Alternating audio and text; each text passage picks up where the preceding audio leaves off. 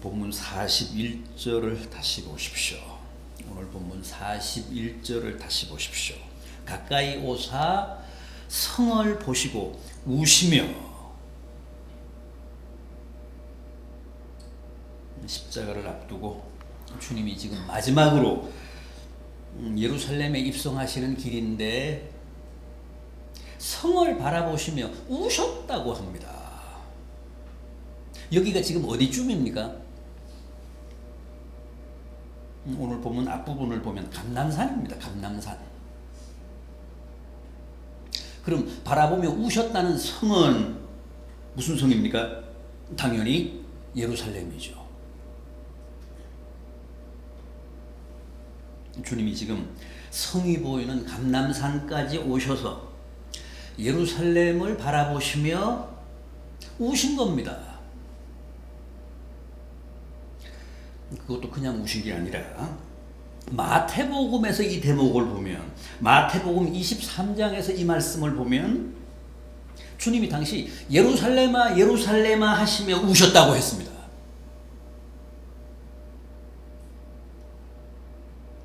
왜 그렇게 우셨을까요?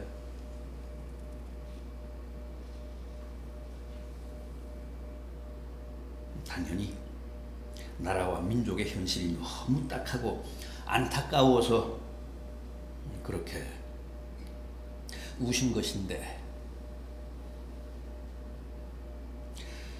그 점을 좀 더 구체적으로 생각해 보면 우선 나라의 지도자들, 정치 지도자, 종교 지도자들에 대한 분노와 안타까움 때문이었습니다.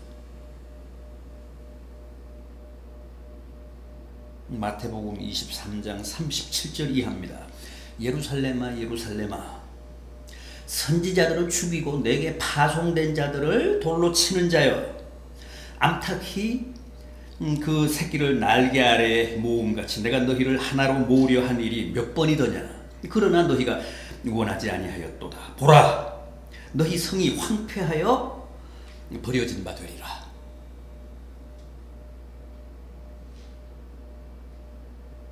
당시 이스라엘은 정치인, 종교인들의 타락이 하늘을 찔렀습니다.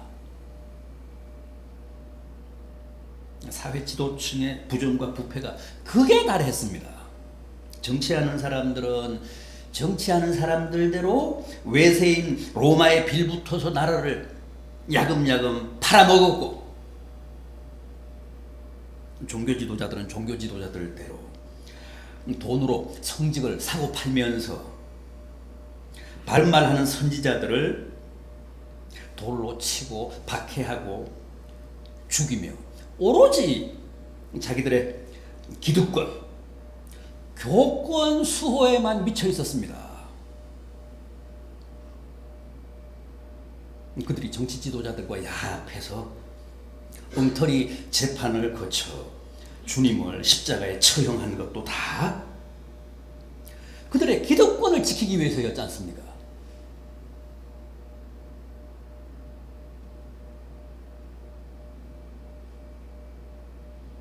그래서 주님이 평소에도 헤롯을 향해서는 저 여우라고 하셨고, 종교 지도자들에 대해서는 독사의 자식들, 회칠한 무덤, 외식하는 자들이라고 신랄하게 비판하시며 고발하셨던 겁니다.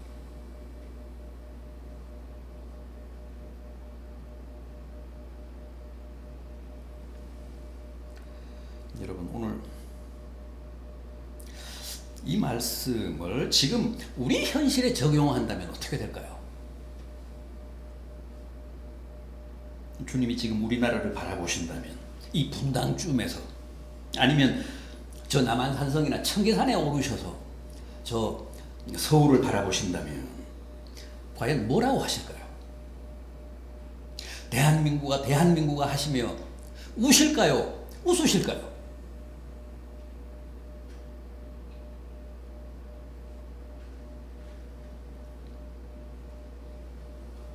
지금 이 나라 정치인들, 이 나라 교계 지도자들에 대해서는 주님이 대체 뭐라고 하실까요? 칭찬하고 격려하실까요? 아니면 책망하시고 진노하실까요?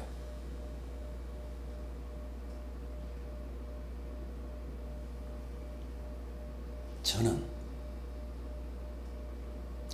예루살렘아 예루살렘아 대한민국아 대한민국아 하시며 슬피 우시고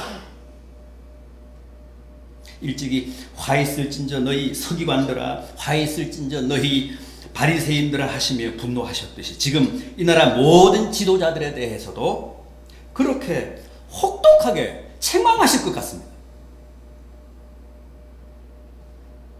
제 판단이 잘못됐습니까?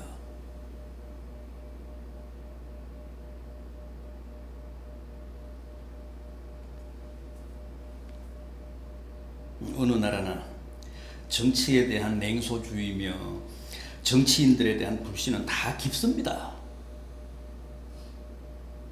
그러나 특히 우리나라는 지금 탄핵 정국과 함께 정치에 대한 그런 부정적인 정서가 극에 달한 것 같습니다. 안데르센 동화 가운데 벌거숭이 임금님이라는 게 있죠. 임금은 임금인데 완전히 망신살 뻗친 벌거숭이 임금입니다.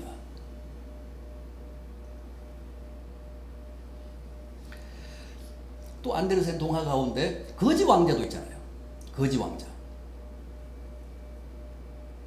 저는 지금 우리나라가 딱 그 벌거숭이 임금의 거지 왕자라는 생각이 듭니다. 벌거숭이 대통령, 벌거숭이 지도자의 거지꼴이 된 국민들.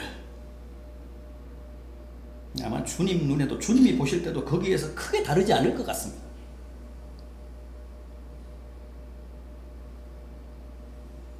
그래서 대한민국아 하시면 틀림없이 우실 것 같고 안타까움을 넘어 지도자들에 대해 격분까지도 하실 것 같습니다.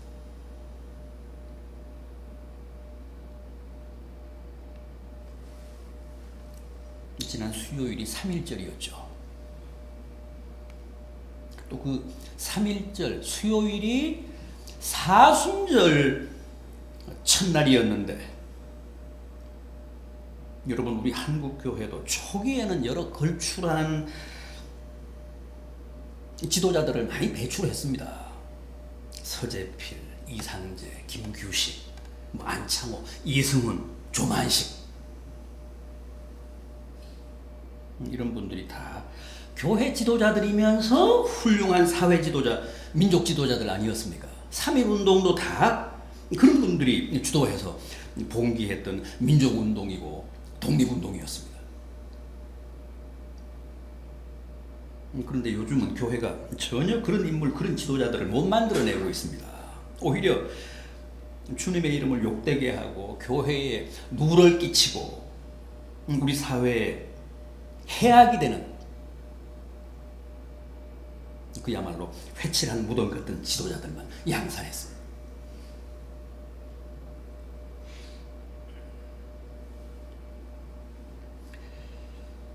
실은 그래서 주님도 일찍이 안타까움과 분노의 눈물을 흘리신 것이고 제 생각에는 지금도 예루살렘아 예루살렘아 대한민국아 대한민국아 하시며 울고 계실 것 같다는 겁니다.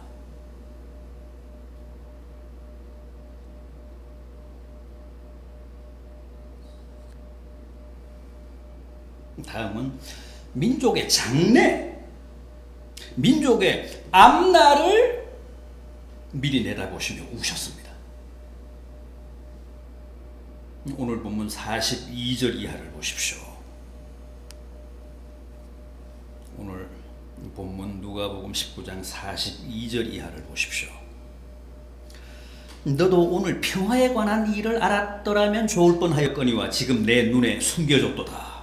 날이 이를지라 내 원수들이 토둔을 쌓고 너를 둘러 사면으로 가두고 또 너와 및 그 가운데 있는 내 자식들을 땅에 메어 치며 돌 하나도 돌 위에 남기지 아니하리라.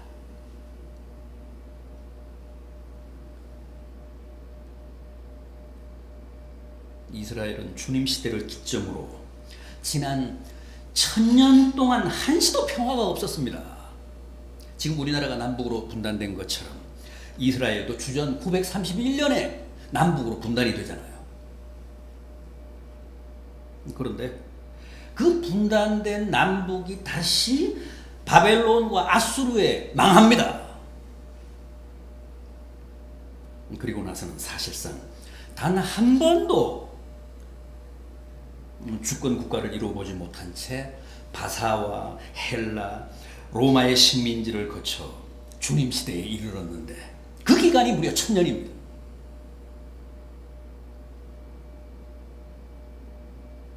본문 43절, 44절 보십시오.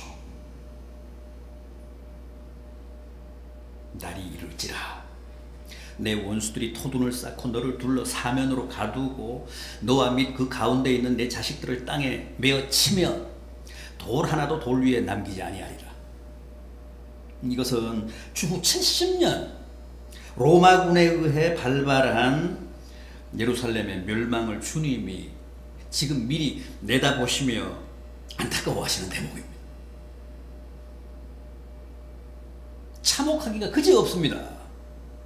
예루살렘 성이 완전히 포위되고 어린 자식들이 땅에 패대기 쳐지고 마침내는 돌 하나도 돌 위에 견 놓이지 않을 만큼 완벽하게 함락된다는 겁니다. 그 그림을 주님이 미리 내다보시며 이렇게 슬퍼하고 계신 겁니다.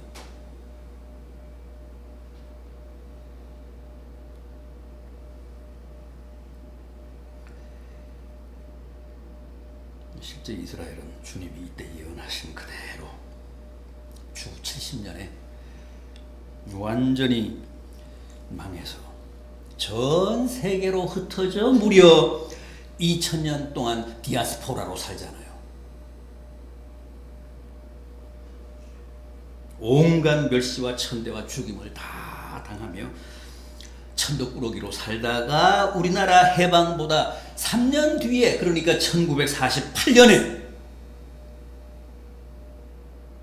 기적같이 그들의 옛 땅인 팔레스틴의 나라를 재건하지 않습니다.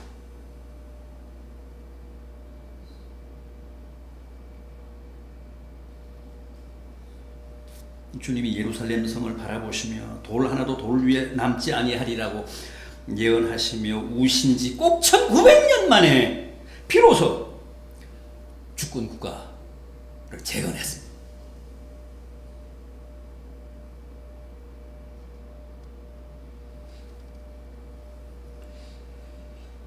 여러분, 저는 오늘 주님이 전에 예루살렘을 바라보시며 우신 것처럼 지금 우리나라 저 서울을 바라보시면서도 역시 우실 것이라고 했고, 그 이유는 무엇보다도 먼저 이 나라 지도자들에 대한 좌절 때문이라고 했습니다.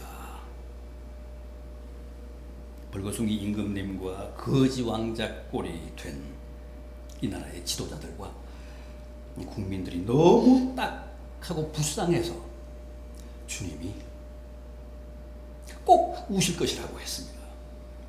그리고 또 하나는 바로 이겁니다.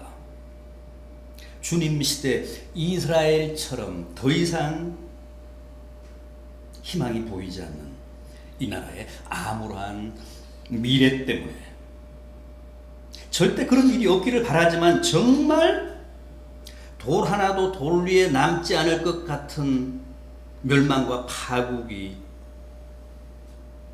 우려되기 때문에 주님이 필히 우실 것 같다는 겁니다.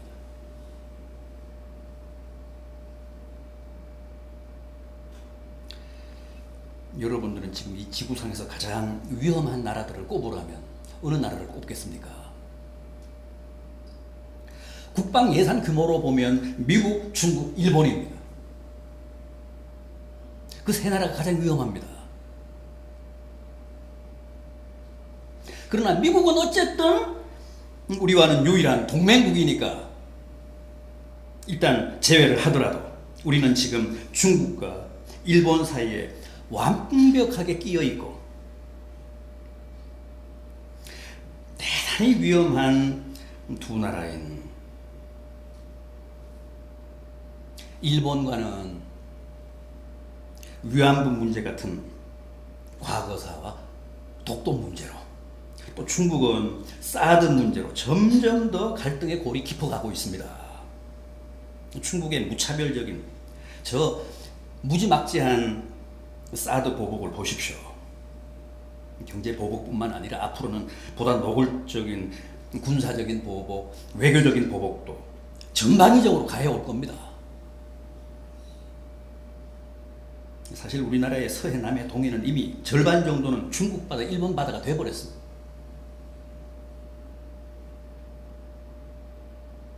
그러니 보십시오. 북한은 날마다 핵미사일 도발을 하고 러시아까지도 중국 편에 서서 사드를 철회하라며 위협하고 있으니 우리가 도대체 어떻게 살 수 있겠습니까?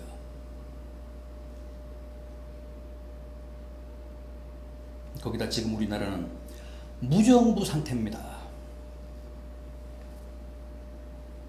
세상에서 가장 위험하고 가장 무지막지하고 가장 비이성적인 나라들이 2중 3중으로 우리를 포위하고 있는 중에도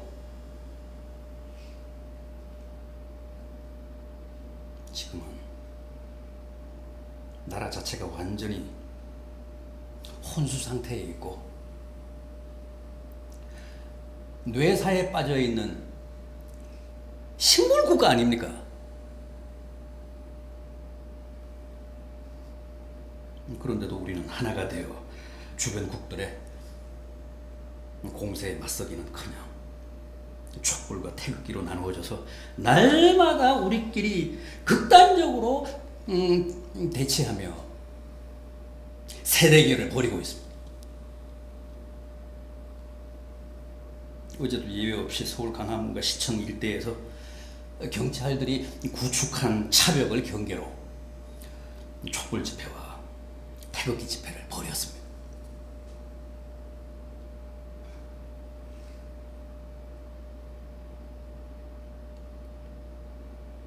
이것이야말로 지금 우리나라의 분열상, 우리 사회의 대치 상황을 가장 극명하게, 가장 첨예하게 보여주는 단적인 예입니다. 이제 며칠 후면 어느 쪽으로든 헌재 탄핵 심판이 내려지겠죠. 그러면 이제 모든 갈등이 다 진정이 되고 사태가 수습이 되고 봉합이 되고 두동강난 우리 사회, 우리나라가 하나가 될까요?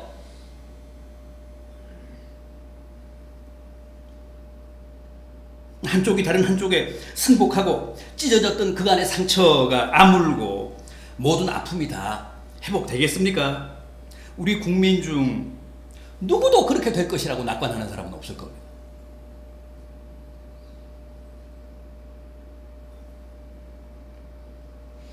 아니, 더 과격하게, 더 원색적으로, 더 노골적으로 분열이 고착되고 대치 상황이 더 심화되고 갈등의 골이 더 깊게 패일 겁니다. 그러니 한번 생각해 보십시오.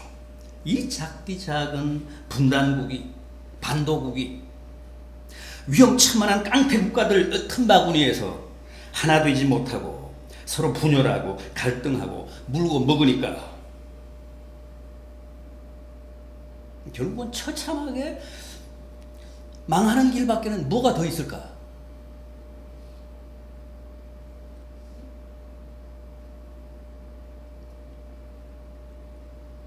내가 너희를 하나로 모으려 한 일이 몇 번이더냐.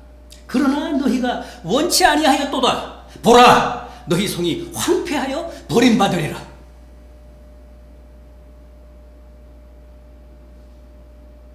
과거 이스라엘이 아니라 지금 이 시대 우리 대한민국에 대한 예언 같습니다.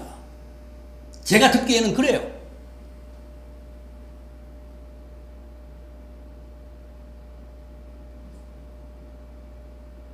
돌 하나도 돌 위에 남지 아니하리라. 정말 우리나라 사람들의 무신경과 안보 불감증은 상상을 초월합니다.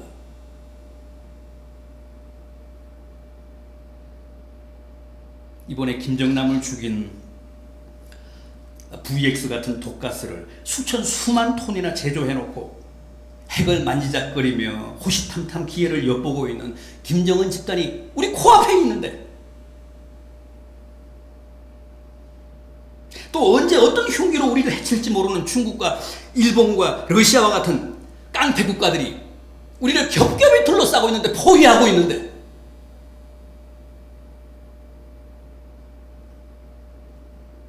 우리는 아무런 위기의식이 없습니다. 아무런 대책이 없습니다. 그저 양편으로 나누어서 서로 잡아먹을 듯이 집안 싸움만 하고 알량한 권력만 잡으려고 아주 혈안이고 협잡입니다. 이게 우리의 민낯 아닙니까? 이게 우리의 현주소 아닙니까? 제가 과장했습니까?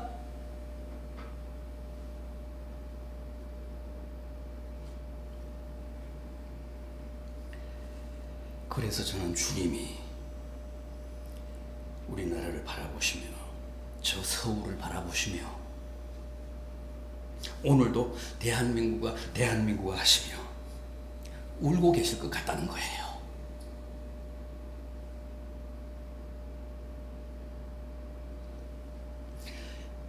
제발 이게 저의 문학적 상상력이면 얼마나 좋겠습니까?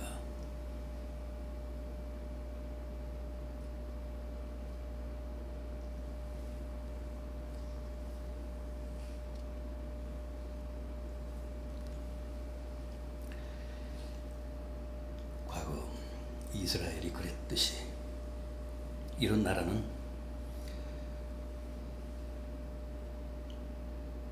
망하기 십상이지 아무리 생각해도 무사할 것 같지 않습니다. 돌 하나도 돌 위에 남지 아니하리라.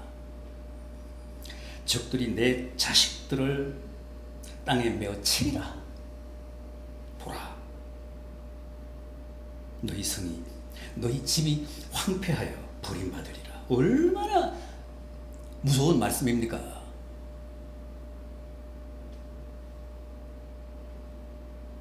그래서 주님은 십자가를 따라오며 우는 여인들을 돌아보시며 나를 위해 울지 말고 너희와 너희 자녀들을 위해 울라 그러셨습니다. 나 위로하려고 생각하지 말고 너희 자신을 위해 울어라. 너희 자식들을 위해 울어라.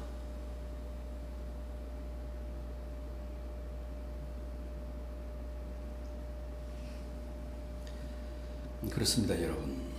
지금이야말로 정말 우리가 나라와 민족을 위해, 우리 자녀들을 위해 주님 앞에서 울 때입니다. 풍전등화와 같은 나라의 운명을 위해, 백척간두의 이 조국을 위해 기도할 때입니다. 저는 지금 우리나라가 6.25 사변 이래 가장 힘들고 가장 위험한 순간을 맞았다고 확신합니다.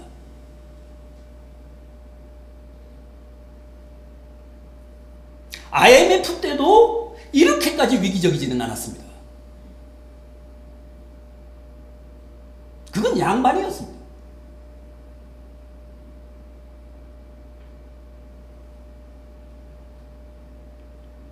기독교는 국경이 없지만 기독교인들에게는 엄연히 조국이 있습니다.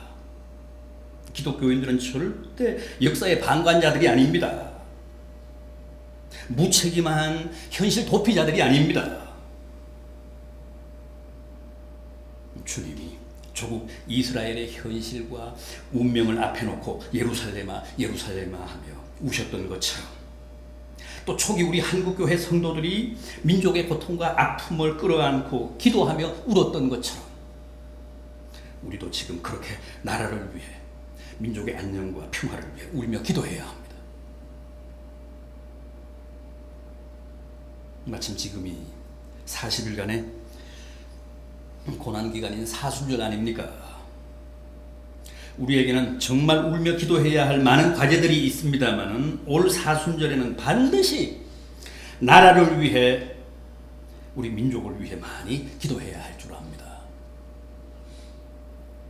그래서 우리 성도들의 기도로 이 나라의 운명이 바뀌고 우리 민족의 장래가 새로워지는 큰 은혜와 역사가 있기를 진심으로 기원합니다.